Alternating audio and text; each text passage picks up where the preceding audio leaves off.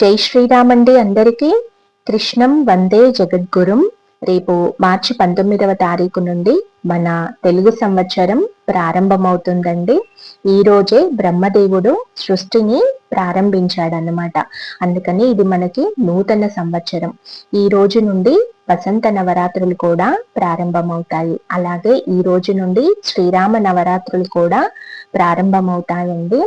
అయితే ఇంతటి విశేషమైన నవరాత్రుల్ని మనం ఎలా సద్వినియోగం చేసుకోవాలి అంటే, ముఖ్యంగా ఈ 9 రోజులు కూడా రామాయణాన్ని పారాయణం చేయండి. రామకోటి ప్రారంభించాలనుకున్నా, రామాయణాన్ని ప్రారంభించాలనుకున్నా, రామాయణం వినాలనుకున్నా, రామనామస్మరణ చేయాలనుకున్నా, మీరు ఇలా ఏ కొద్ది ప్రయత్నం మీరు చేసినా కూడా భగవంతుడికి చాలా దగ్గర చేస్తుందండి ఆ మీ ప్రయత్నం. ఎందుకు అంటే రామాయణం పట్టుకోవడం ద్వారా మనకి ధర్మం బాగా తెలుస్తుందండి. ధర్మం ఎక్కడైతే ఉంటుందో ధర్మానికి ప్రతిరూపమే ఆ శ్రీరామచంద్రమూర్తి కదండి.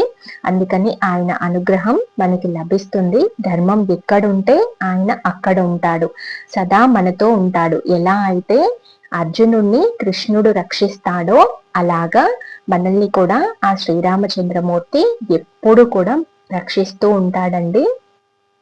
అందుకని ఉగాది రోజు ప్రారంభించుకోండి. మీకు వచ్చినంతలో తోచినంతలో శక్తి మేరకే పూజ చేసుకోండి. ఫోటోకే, శ్రీరామచంద్రమూర్తి పరివారం ఉంటుంది కదండి, ఆ ఫోటోకే మీరు పూజ చేసుకొని పండో ఫలమో నైవేద్యం మీకు వచ్చింది కుదిరిందే నైవేద్యం పెట్టుకొని పారాయణ చేయండి. ఈ 9 రోజులే కాదండి, ఇప్పటి నుండి 2 నెలలు వరుసగా చేస్తే ఇంకా మంచిదండి. ఆ సంప్రదాయం కూడా ఉంది. కనీసం ఈ 9 రోజులైనా చేయండి. అలా కుదిరినట్లయితే ఈ 9 రోజులు చేసినా కూడా అత్యంత అనుకూలమైన ఫలితాలను మీరు చూస్తారండి.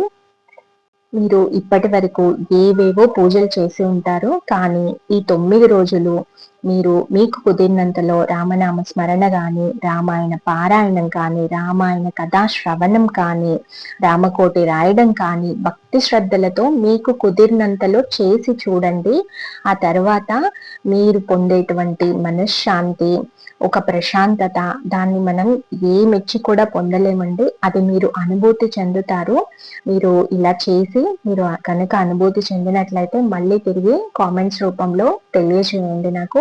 ఇది తప్పకుండా జరుగుతుందండి. రామాయణం ధర్మం తెలపడమే కాదండి, మన మనసుకి చాలా ప్రశాంతతను కూడా ఇస్తుంది. మన సమస్యలు తీరుతాయా లేదా అనేది పక్కన పెడితే మనకి మానసిక ధైర్యాన్ని మాత్రం చాలా ఇస్తుందండి. ఎందుకంటే శ్రీరామచంద్రమూర్తి ఎన్నో కష్టాలను అనుభవించారు. ఆయన అంత తట్టుకున్నారా అని మనకు కూడా ఆశ్చర్యం వేస్తుందండి. మనకు కూడా ఆ మానసిక స్థితి వస్తుంది. క్లిష్ట పరిస్థితుల్లో కూడా ఎలా నడుచుకోవాలో మనకి బాగా అవగతం అవుతుందండి. ఎవ్వరూ కూడా చెప్పక్కర్లేదు, అన్నీ కూడా ఎవరో చెప్తున్నట్లుగా మన మనసులోనే మనకి తెలుస్తూ ఉంటాయండి. ఇది మాత్రం సత్యము. మీరు కూడా ఈ అనుభూతి చెందుతారు. కానీ ఎప్పుడైతే మీరు భక్తి శ్రద్ధలతో చేస్తారో ఈ 9 రోజులు, అప్పుడు మాత్రమే ఈ అనుభూతి చెందగలరండి. ఊరికే పరీక్షిద్దాంలే అనుకొని అలా కాకుండా మనస్ఫూర్తిగా భక్తి శ్రద్ధలతో చేసి చూడండి. ఆ తర్వాత 9వ రోజున శ్రీరామనవమి రోజు కదండి, ఆ రోజు కళ్యాణం, స్వామివారి కళ్యాణం జరుగుతుంది. దాన్ని కూడా చూడండి, కుదిరితే పాల్గొనండి. కళ్యాణం కన్యాదాతలుగా మీరు కూర్చోండి. అలా కనుక చేసినట్లయితే ఇంకా మంచిది. ఇంకా ఇది ఎండాకాలం కాబట్టి ఆ రోజు పానకము, వడపప్పు ఇలాంటివి కూడా వితరణ చేయడం చాలా చాలా విశేషం అండి. రామకోటి పుస్తకాలను వితరణ చేయండి, దానం చేయండి. ఇలా మీకు కుదిరినంతలో ఏదైనా కూడా చేయండి. మరొక అంశంలో మళ్ళీ కలుద్దామండి. జై జవాన్, జై కిసాన్, జై శ్రీరామ్. ధర్మో రక్షతి రక్షితః. కృష్ణార్పణ.